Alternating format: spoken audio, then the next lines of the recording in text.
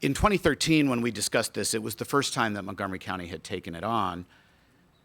But there is no doubt in my mind that high-cost jurisdictions deserve a minimum wage that is more consistent with the high cost of living than what the minimum wage ought to be in Arkansas or Mississippi. We spent a lot of time in 2013 criticizing Congress for failing to act on a federal minimum wage, and that's still germane. We should still criticize Congress for failing to act on a wide range of issues that meet people's needs and affect working families.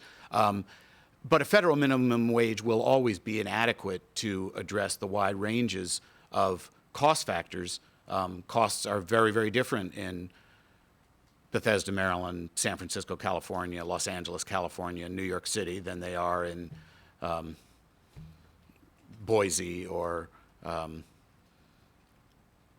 in Arkansas, Frankfort, Kentucky. So I think it's reasonable that jurisdictions take this on according to their own needs and according to their own costs, and that's occurring. It's occurred in the state of California, it's occurring in New York City, and I think it's reasonable that it should occur in the DC metropolitan area.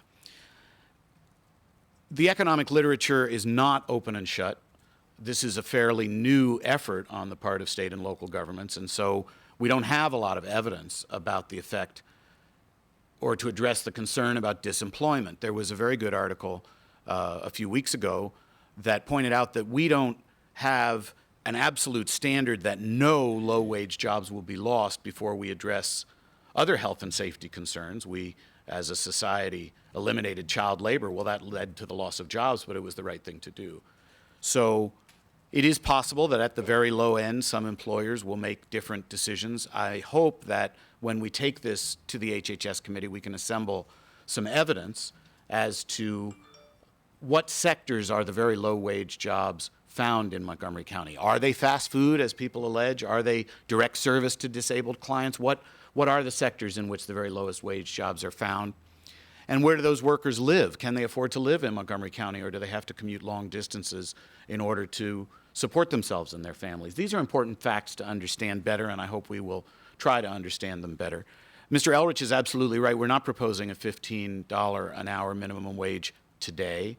We're not even increasing the amounts that the council voted for in 2013. We're just extending those into the future. And the expectation always was that the wage ought to rise as the cost of living rose, and that's all that Mr. Elrich's measure really does. It just extends it a few years into the future. It maintains the amounts that we voted for in 2013 and extends them. So I want to congratulate Mr. Elrich. I think he's responsive to absolutely correct and real concerns about economic disparities and families being left behind, wages being inadequately addressed in the economic growth that some have enjoyed but others have not.